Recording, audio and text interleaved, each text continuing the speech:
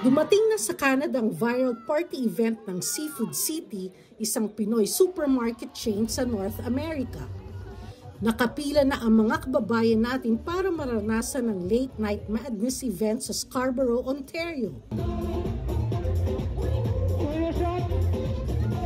Naging dance party central ang naturang supermarket na may DJs, Pinoy street food at musika.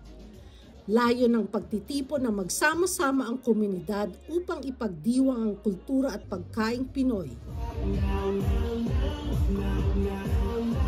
Hindi pinalampas ng mga bata, teenagers, matatanda at pati na rin ibang lahi na dumalo at makisaya sa naturang event.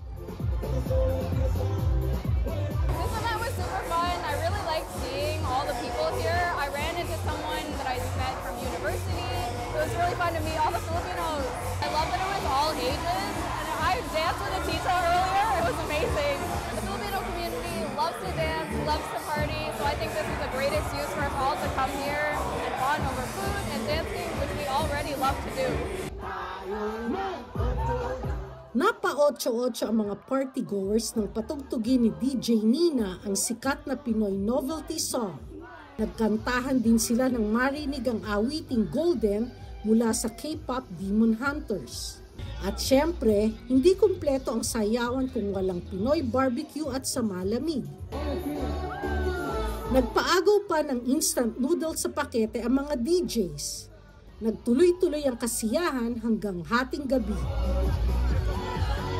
Ang Late Night Madness Party Series na nagsimula sa Daly City, California ay muling dadayo sa Calgary, Edmonton, Mississauga, Scarborough at Winnipeg ngayong Disyembre. Mula sa Scarborough, Ontario, ako si Cecil Docto, ang inyong patrol abroad.